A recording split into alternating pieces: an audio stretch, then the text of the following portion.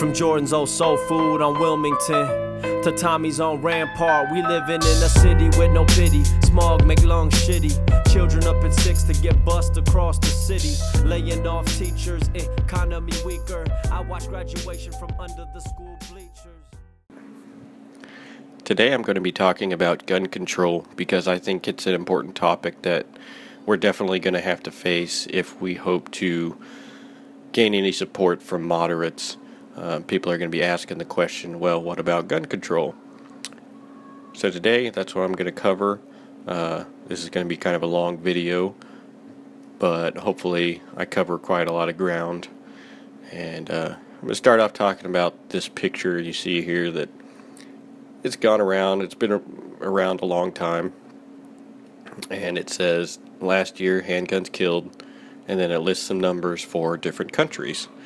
And then, of course, the United States is the biggest figure here, and it says, God bless America. But this is something that you see very common in internet debates and Facebook, and Michael Moore used it in his Bowling for Columbine documentary, in this video clip. Yet in spite of all this, how many people are killed by guns each year? In Germany, 381. In France, 255.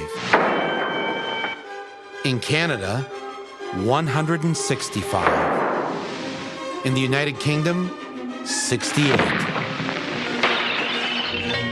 In Australia, 65. In Japan, 39. In the United States, 11,127. So yeah, basically the argument goes that the United States has a disproportionate amount of gun violence, and that is due to our laws rather than any other factors.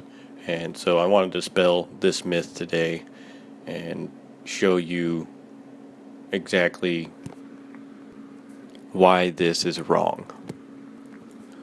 First of all, the numbers in this picture are wrong. They're either old or they come from an inaccurate source to begin with, and I'm not really sure. This picture's really old. And just from the picture, it's impossible to tell if they're including suicides in their figures, or homicides, or accidents, or what exactly they're trying to convey. But it doesn't really matter. The numbers look the same when you break them down by country anyway. But here are the accurate figures from more recently, or at least the most recent figures that I could gather from all the same year, from all the same countries.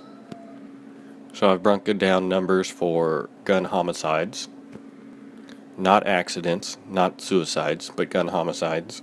And I've broken them down for these countries: Switzerland, Israel, Sweden, Norway, Australia, Canada, and the United States. And as you can tell, the United States is an outlier. How could this be possible? Why are our gun homicides so much higher? Is it because the United States has really shitty gun policy? Do we need to pass more laws to restrict things? Well, I don't know. Let's look at some other figures. Let's take the logic that something really needs to be done about guns and apply it to other dangers that society faces to see if the logic stands. So again, I pulled these figures. I will leave the sources in the description down below. But the first set of figures are for cars. So in last year, cars killed in Switzerland, Israel, all the same countries, these numbers. And if you see, the United States is, again, a huge outlier. 36,000 compared to 269 for Switzerland, or 285 for Sweden. How is this possible? Is it because the United States has really bad car policy? Do we need to further regulate cars? Well, I don't know, but it is interesting to look at these figures. So let's look at another set. How about drowning? Deaths from drowning children under age 14. Switzerland had 3, Sweden had 4, Norway only had 1 in this particular year, and the United States had 548. Again, the United States is off the charts. Why is that? Do we need to further regulate swimming pools or lakes and rivers?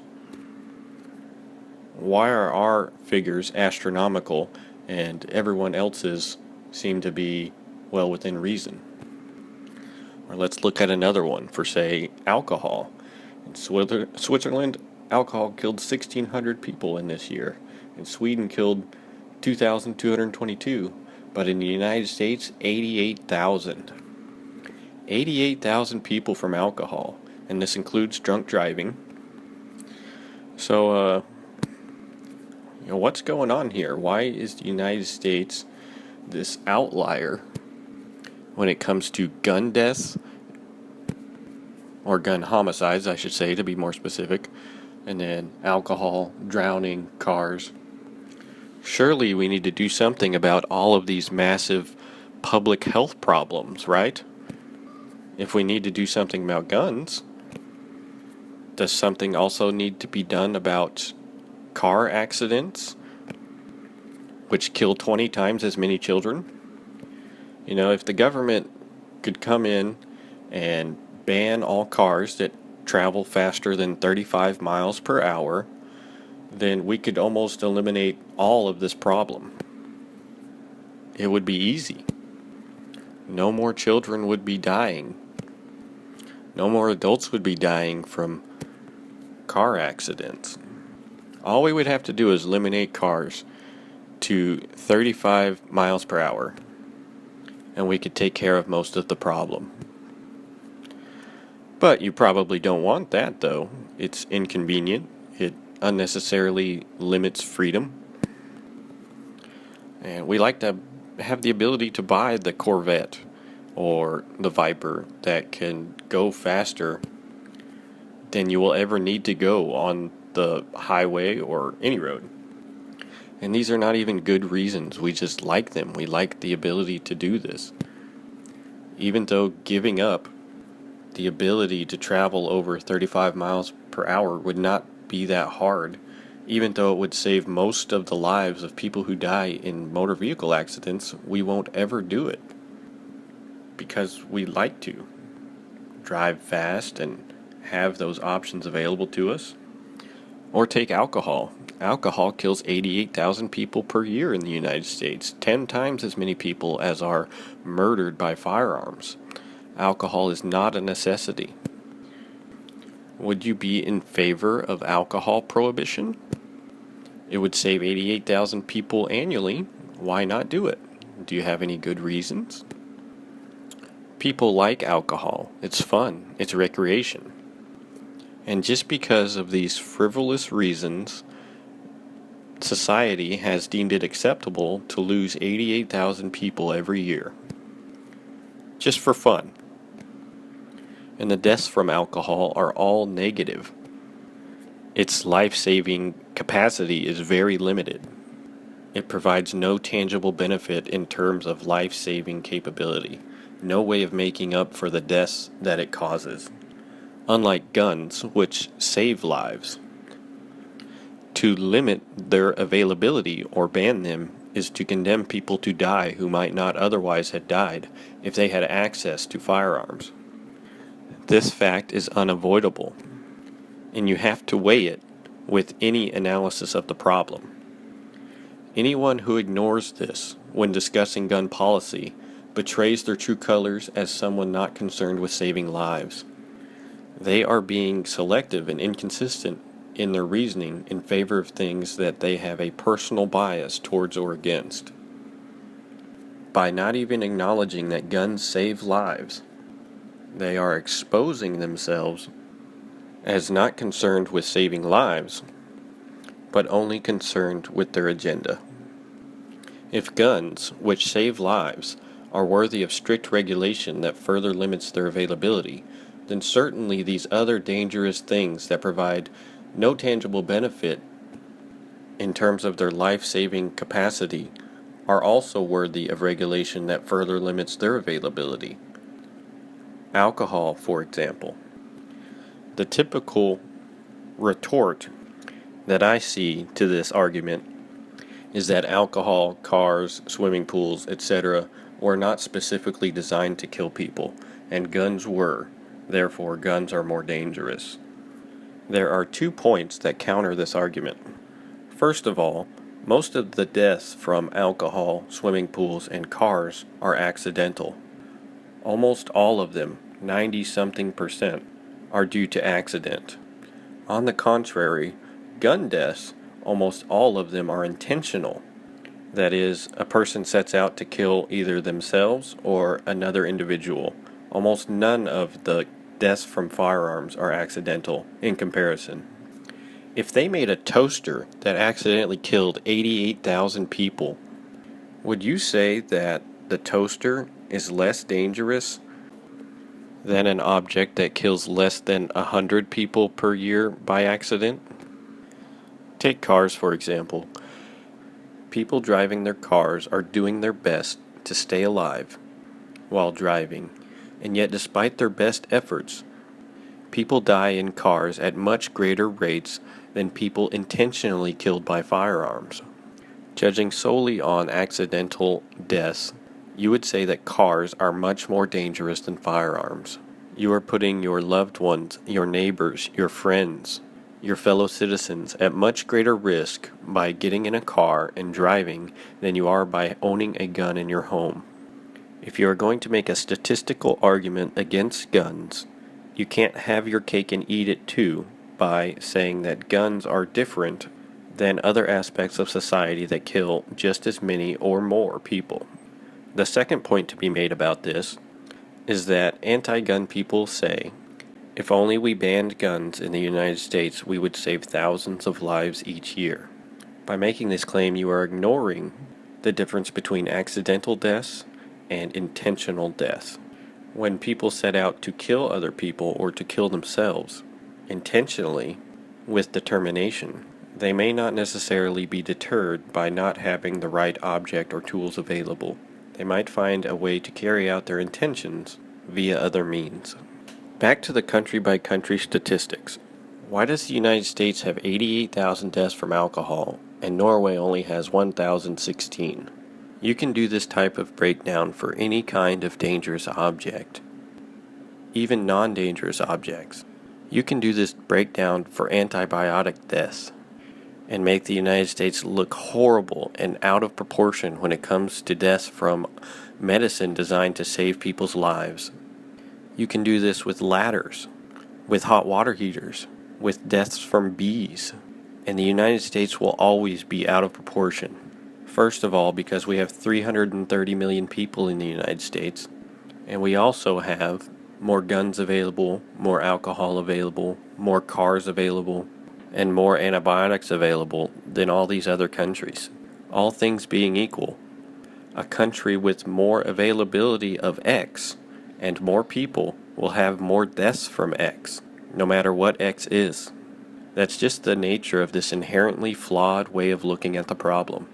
Breaking it down per capita does not solve this problem. The bottom line is, correlation does not equate to causation. As you can tell of this graph of the films Nicolas Cage has appeared in correlated to number of people drowning by falling into a pool. Just because the United States has more deaths from antibiotics, or more deaths from ladders, or more deaths from alcohol, or more deaths from guns, does not mean the United States is failing on these issues. A much better way to look for causation is to look at countries that have enacted strict gun control before and after. For example, in the United Kingdom, the UK enacted its handgun ban in 1996. From 1990 until the ban was enacted, the homicide rate fluctuated between 10.9 and 13 homicides per million. After the ban was enacted, the homicides trended up until it reached a peak of 18 per million in 2003. Since 2003, the homicide rate has fallen to 11.1 per million in 2010, which is well within the range it was before the handgun ban in 1996. In other words, the 15-year experiment in a handgun ban hasn't really achieved anything. Or you can look at Ireland. Ireland banned firearms in 1972. Ireland's homicide rate was fairly static going all the way back to 1945. In that period, it fluctuated between 0.1 and 0.6 per 100,000 people. Immediately after the ban, the murder rate shot up to 1.6 per 100,000 people in 1975. It then dropped back down to 0.4 per 100,000. Since then, it has trended up, reaching 1.4 per 100,000 in 2007. One of the most touted gun control success stories is Australia. Australia enacted its gun ban in 1996. Murders since then have basically run flat, seeing a small spike after the ban and then returning almost immediately to pre-ban numbers. In fact, the Australian Institute of Criminology, which is a government branch that keeps statistics on crime, produced a report that stated, I quote, "The homicide rate has remained relatively stable since its peaked in the 1970s. As you can tell from these graphs, all of which I pulled directly from the Australian Institute of Criminology, homicides have actually remained very stable and within the normal range." As a side note, how fair is it to compare American gun violence with Australia in the first place? Australia has the highest median wealth per adult in the entire world. The United States does not even make the top 20 because we are number 27 on the list. If you look at the United States, on the other hand, our gun laws have become looser and looser and looser over the past 20 years or so. The assault weapon ban expired in 2004. Several states have adopted constitutional carry, which means you can carry a gun without having any license or permit at all. This has happened to concealed carry laws across the country, and during all of this time period, a record number of guns have been bought and sold. Surely, all of this should mean that the United States has an increasing deaths from guns, but this is not true.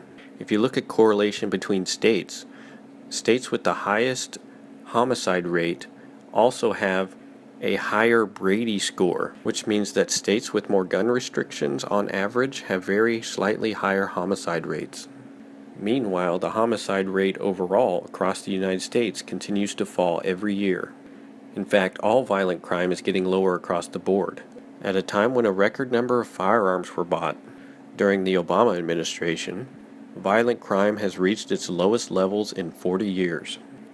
Much talk has been made about banning quote-unquote assault weapons, but what happened after the assault weapon ban expired in 2004? Well, rifle deaths are currently down 30% from 2003, before the assault weapon ban expired. So yes, compare the United States to any advanced country and we have more gun deaths. This is true. It's true, and it's highly misleading. We have more gun deaths because we have more guns and more people. Just like we have more deaths due to medical error. It tells us nothing about whether guns are good or bad as a whole. Rifles of all types, not just semi-auto so-called assault weapons, will kill around 250 people this year in our country of 330 million people. 248 were killed in 2014. That's less than the number of people who will be killed by hammers, bats, and other blunt objects. 5 times as many people will be killed by knives. The number of people killed by rifles is getting lower every year. As I said, it's 30% lower now than it was in 2003 before the assault weapons ban expired. Yet the response to this has been a call for a ban on AR-15s and other semi-automatic rifles. 250 people out of 330 million is practically a statistical anomaly. I know what you guys are thinking. What about mass shootings? Well, think about shark attacks. They are actually extremely rare, with an average of about 16 attacks in U.S. waters, on average about 1 fatality every couple of years. But how many people enjoy our beaches every year? Hundreds of thousands, if not millions. About 4,000 people drown every year in the U.S., and a good percentage of those deaths occur at coastal beaches. How many times does the drowning death of a California surfer or other drowning victim make national news? Pretty much never. But if someone dies of a shark attack, it will definitely make national headlines. Why? Because the idea of being eaten alive by a fish is horrible and sensational. But which danger, drowning versus shark attack, should people focus on? Which is more likely? Not just likely, far more likely.